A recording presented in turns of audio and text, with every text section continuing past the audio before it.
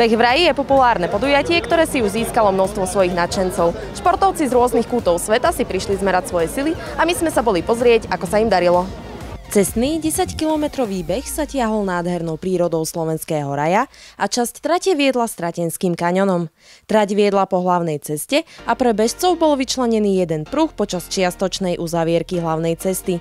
Pretekov sa zúčastnilo 329 pretekárov, čo je približne o tretinu viac než v lani. Súťažiaci prišli z rôznych kútov sveta, najďalej až z Kene. Tieto preteky malebnou prírodou patria medzi 10 top podujatí programu Terra Incognita v Košickom samosprávnom kraji. Opakovať šport, beh ako taký, chceme ukázať ľuďom aj tento kraj pekný, aj pripraviť pre pretekárov peknú akciu, aby si zašportovali, aby dosiahli kvalitné časy.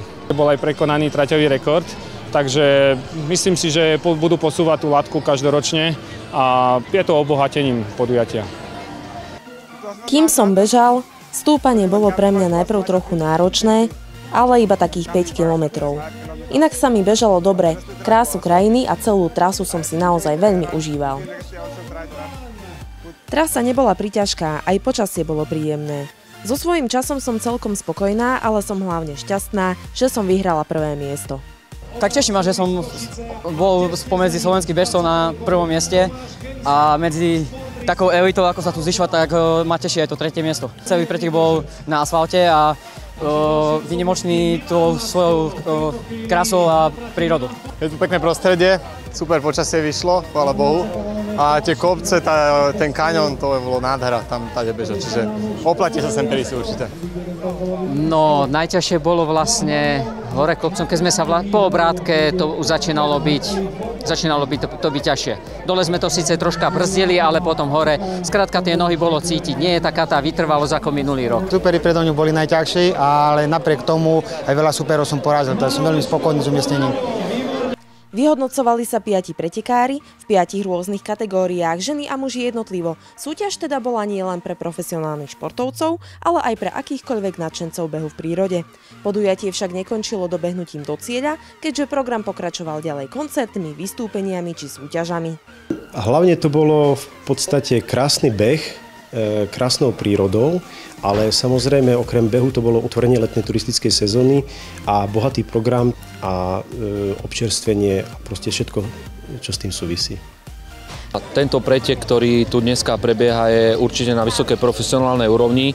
Tí ľudia, ktorí to tu pripravili, naozaj strávili nad týmto projektom a nad touto celou akciou strašne veľa času. Ja pevne verím, že tento pretek im dopadne veľmi dobre.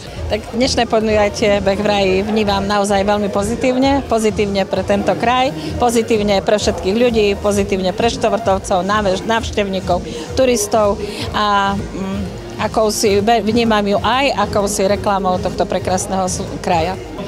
Myslím si, že celá organizácia, všetko bolo dobre zvládnuté, vidieť to na úsmevoch, pretože ľudia majú naozaj úsmev na tvári. Ja tvrdím jedno, že títo ľudia už všetci vyhrali tým, že sa zapojili do tohto behu, pretože urobili čosi pre svoje zdravie. Toto je prvýkrát, kedy sa nám takéto podujatie takéhoto typu vlastne dostalo do programu Terra Incognita. Je to športové podujatie, no a navyše je aj v Národnom parku Slovenský raj. Perfektná je to trať.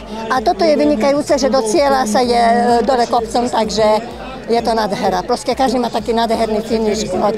Toto je vynikajúce na tom. A ten vzduch, všetko, proste ďakujeme usporiadateľom, že také niečo proste urobili. Sú to chlapci, prosím, telov a dušo športovci.